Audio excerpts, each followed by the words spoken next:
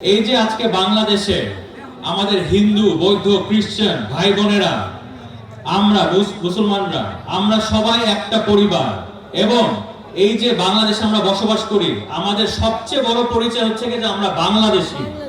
ঠিক না ভাই বোনেরা? আমাদের সবচেয়ে বড় পরিচয় আমরা বাংলাদেশী এবং আমরা সবাই একসাথে ঐক্যবদ্ধ হয়ে আমরা বাংলাদেশে আছি। ঠিক না? এই পর্যায়ে আপনার বক্তব্য প্রদান করবেন কেরানীগঞ্জের মায়াবাদী মানুষের নেতা, কেরানীগঞ্জ থেকে বারবার নির্বাচিত সাবেক এমপি মন্ত্রী আল্লাহ জামানুল্লাহ মানসুর সুসজ্জিত শরীফ ব্যারিস্টার ইরফান ইবনে আনাদাবি আছে ব্যারিস্টার আমিন আমিন ব্যারিস্টার ব্যারিস্টার আমিন আমিন ব্যারিস্টার ব্যারিস্টার আমিন ব্যারিস্টার আমিন ব্যারিস্টার আমিন ব্যারিস্টার আমিন ব্যারিস্টার আমিন ব্যারিস্টার আমিন ব্যারিস্টার আমিন ব্যারিস্টার আমিন। বিসমিল্লাহির রহমানির রহিম।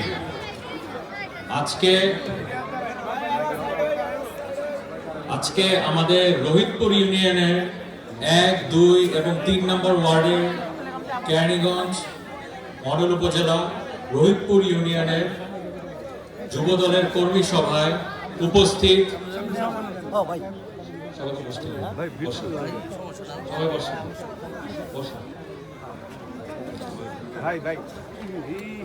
উপস্থিত আমাদের কেরানীগঞ্জ মডেল থানা বিএনপির শ্রদ্ধেয় নেতৃবৃন্দ, উপস্থিত আমাদের রোহিতপুর ইউনিয়নের যুব দলের শ্রদ্ধেয় নেতৃবৃন্দ, উপস্থিত আমাদের কেরানীগঞ্জ মডেল থানা যুব দলের শ্রদ্ধেয় নেতৃবৃন্দ সহ আমার রোহিতপুর ইউনিয়নের শ্রদ্ধেয় মুরব্বীগণ, আমার শ্রদ্ধেয় মা বোনেরা, ছোট ভাই বোনেরা, আপনাদের সবাইকে আসসালামু আলাইকুম।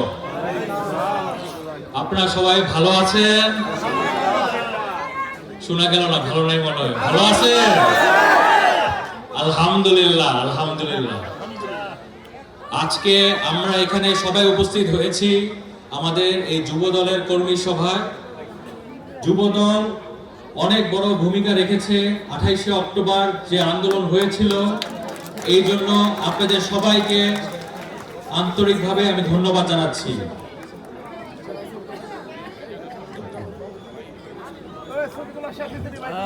আজকে 5ই আগস্টের পর আমাদের ছাত্র জনতার আন্দোলনে যারা শহীদ হয়েছে তাদের সবার আত্মার মাগফিরাত কামনা করছি এবং দোয়া করি আল্লাহ তাআলা যেন তাদের সবাইকে বেহেশতে নসিব করে। সবাই বলেন আমিন।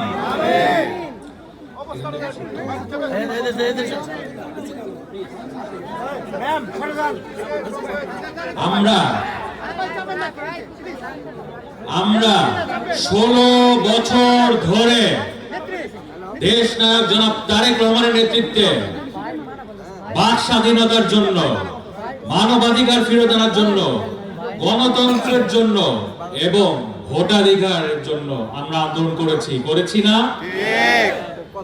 এই আন্দোলন করতে গিয়ে এই যে আপনারা যারা বসে আছেন, মঞ্চে যারা বসে আছেন, সবাইকে স্বৈরশাসক আওয়ামী যে সরকার ছিল, খুনি গণহত্যাকারী যারা নিরীহ শিশুদেরকে, শিক্ষার্থীদেরকে, শ্রমিক ভাইদেরকে, মা বোনদেরকে, বিভিন্ন শ্রেণীর মানুষদেরকে গুলি করে মেরেছে না?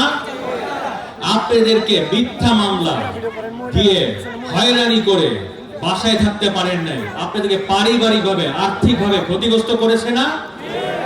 আমাদের নেতা জনাব ইলিয়াস আলীকে গুম করেছে না?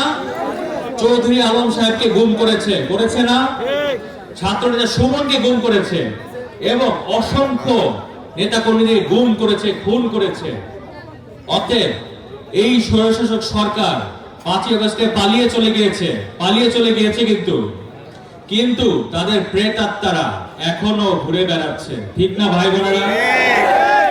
অতএব আপনারা এখানে যারা যারা আছেন সবাই সজাগ, সবাই সচেতন নাগরিক।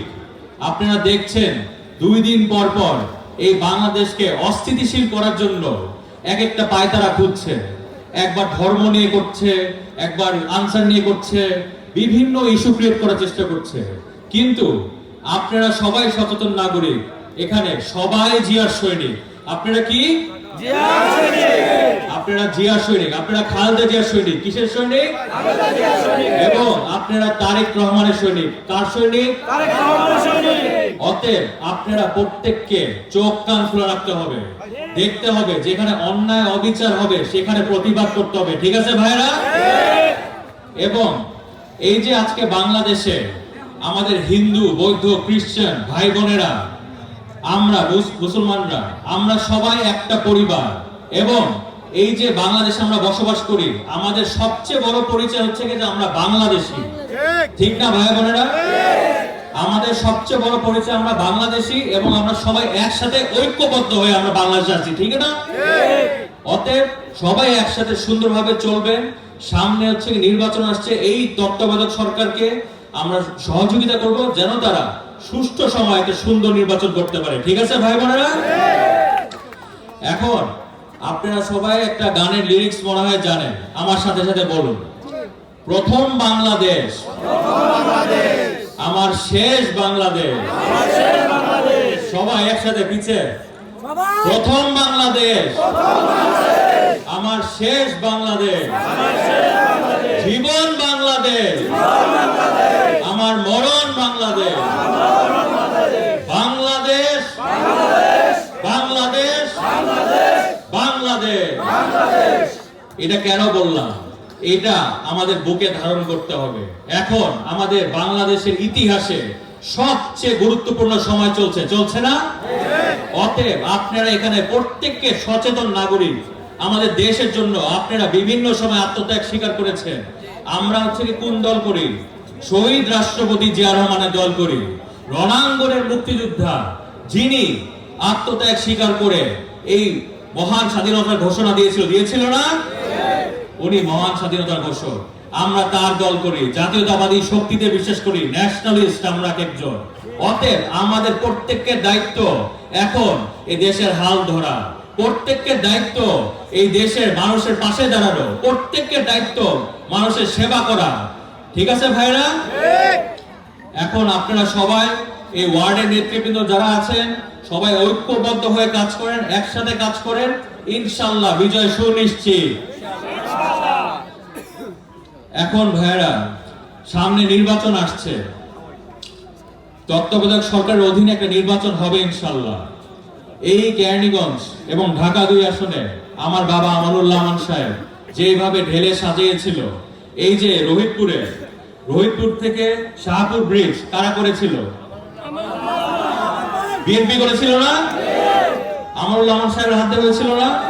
দেশে বেগম খালেদা জিয়া করে দিয়েছিল না?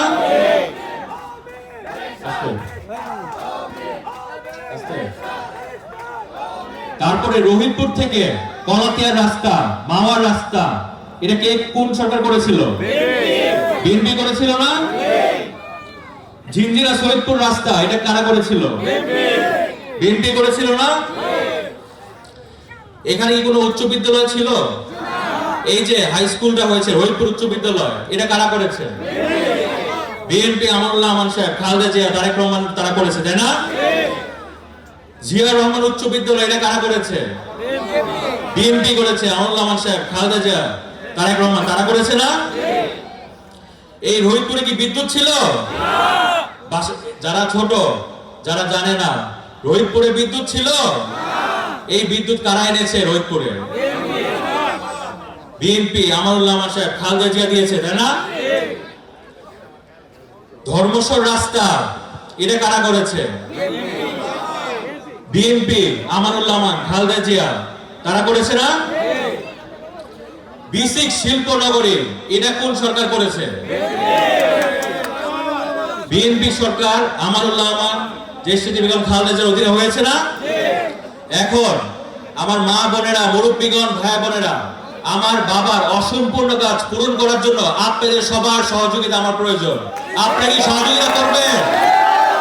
2 হাত তুলে দেখান তো সবাই। ধন্যবাদ। এখন ইনশাআল্লাহ শেষ করে নিন, আস্তে নেতৃবৃন্দ শেষ করে নিন, শেষ করে নিন, শেষ করে নিন।